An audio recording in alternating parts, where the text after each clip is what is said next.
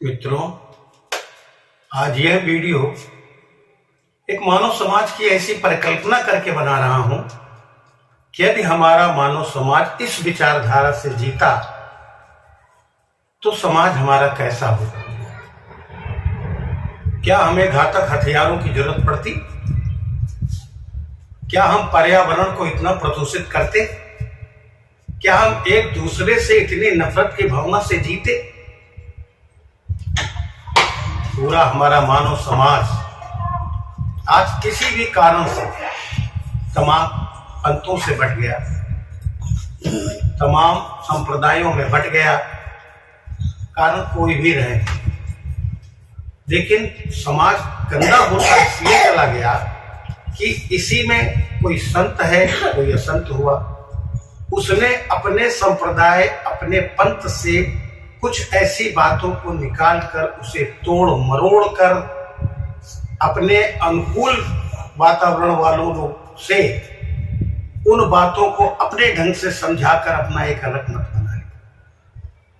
और मत बनाने के बाद उसने उससे अपना तो फायदा लिया ही, लेकिन समाज का जो नहीं होना चाहिए था। ठीक है, लेकिन बस यही है कि आदमी ग्राहक किसका है, गुण का है या अवगुण का है। कहा गया है कि आदमी को सार सार गही रहे। साधु कैसा हो? साधु का मतलब संत और सरल स्वभाव से होता है। उसका कोई आडंबर वाले को साधु नहीं कहते। वो संत सरल स्वभाव का हो और उसके अंदर विचारधाराएं सब पॉजिटिव हो, नकारात्मक सोच तक न रखता हो, वो संत है, साधु है। साधु ऐसा चाहिए जैसा सूप स्वभाव।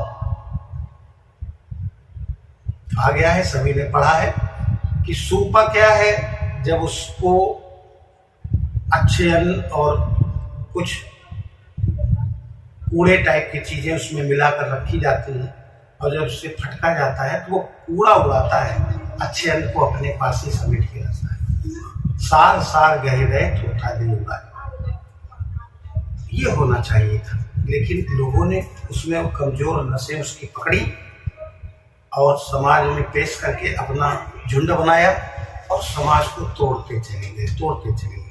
आज हमारा समाज नफरत से परिपूर्ण हो गया है। मैं पॉजिटिव विचारधारा रखता हूँ, सकारात्मक चीजों को पकड़ता हूँ, नकारात्मक कोई बातें भी मेरे पास से आए मैं उससे ताल्लुक नहीं रखता। एक तुलसीदास ने देखिए पूरी रामायण लिखी है, उसकी सब सकारात्मक बातें मैं आपको बताऊंगा। कहा गया है कि दया धर्म का मूल है, दया धर्म का मूल है और पाप मूल अभिमान। तुलसी दया न छोड़िए जब तक घट में प्राण। दया, यदि आपको किसी असहाय व्यक्ति को, चाहे वो किसी नेचर से असहाय हुआ हो, शारीरिक तौर पर हो, आर्थिक तौर पर हो, सामाजिक तौर पर वो उसका उत्पीड़न हो गया हो, असहाय हो, और आप सामर्थ्यवान हो तो बेहतर, नहीं सामर्थ्यवान हो तो भी यदि उसको देखकर आपके हृदय में पीड़ा उठ रही है तो आप ये निश्चित समझिए आप दयावान हैं, आप दया से परिपूर्ण हैं। भले सामर्थ्य नहीं है आपकी कुछ कर पाने। यदि ऐसे व्यक्ति को, असहाय व्यक्ति को देख के आपके अंदर कुछ भी नहीं हुआ, हृदय द्रवित ही नहीं हुआ, तो आपको अपने अंदर परिवर्तन लाने की आवश्यकता है। आप दया से लबरेज रहिए। सामर्थ्यवान हो तो मदद करिए, नहीं सामर्थ्यवान हो तो आपका हृदय तो द्रवित हो कम से कम। और यदि आप में अभिमान पड़ा हुआ है, चाहे वो किसी रूप का अभिमान, बल का हो, शक्ति का हो, धन का हो, कोई भी चीज अभिमान पैदा करता हो, बताता हो इनसे दूर रहो, इनसे दूर रहो, ये हमारे बराबर नहीं, ये बड़े छोटे, ये बड़े ऊंचे, ये नीचे, कुछ भी तरह का अभिमान, तो आप समझिए आप अपने जीवन में पाप के घड़े को परिपूर्ण कर रहे हैं।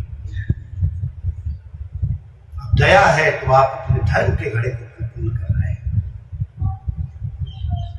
इन दो विचारधाराओं से भी मनुष्य मेरी परिकल्पना के अनुसार से जीता रहता तो आज हमारा समाज इतना गंदा थोड़ी होता, सब प्रेम से होते, एक दूसरे से मिलते समय उनके हृदय खुशी से भर जाते, कोई किसी से नफरत नहीं करता।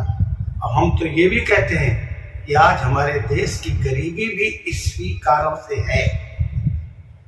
अगर कोई पूंजीपति है तो वो पूंजीपति अपनी पूंजी को बढ़ाने के लिए 4 गुना 5 गुना या 10 गुना करने के लिए ही प्रयास में होता है। उसके कर्मचारी वो नीचे ही स्तर पर जीते रहते हैं। उसकी सोच अलग है कि अगर ये ऊंचे हुए तो हमारा क्या होगा। यहाँ पर वो विचार आता है कि दया है नहीं, हम अभिमान में जीते हैं।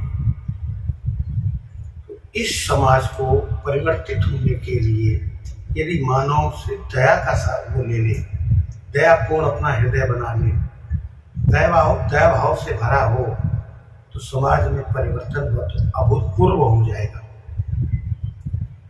सामाजिक व्यवस्थाएं हैं, चलती रहती हैं। सामाजिक व्यवस्था के लिए हम कुछ नहीं कह सकते, ठीक है।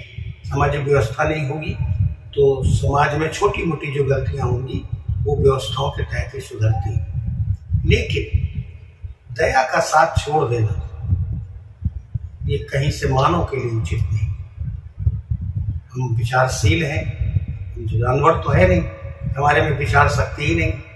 विचार शक्ति है, और जब विचार शक्ति है तो उस विचार शक्ति को हम दया से जोड़कर रखें। जिस दिन दया से जोड़कर हम अपनी विचार शक्ति को रखेंगे, हम एक धार्मिक व्यक्ति हो जाएंगे। हमें किसी पंथ, किसी संप्रदाय की मेरी कोई मतलब ही नहीं, हर व्यक्ति की बात है। वो अपने विचारों को सिर्फ किससे जोड़े, दया से जोड़े। देखिए, वो जिस संप्रदाय का होगा उस संप्रदाय में उसकी महत्ता कितनी हो जाएगी। किसी भी पंथ को मानने वाला होगा, उसके पंथ की महत्ता कितनी हो जाएगी।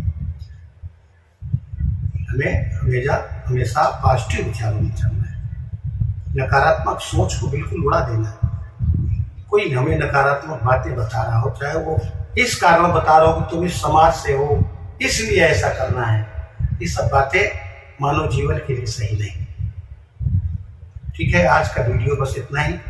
यदि आपको मेरे विचार अच्छे लगे हों तो इसको लाइक करिए, और चैनल अगर आप सोच रहे हैं कि आगे की मेरी बातें और आती रहें तो सब्सक्राइब भी करिए।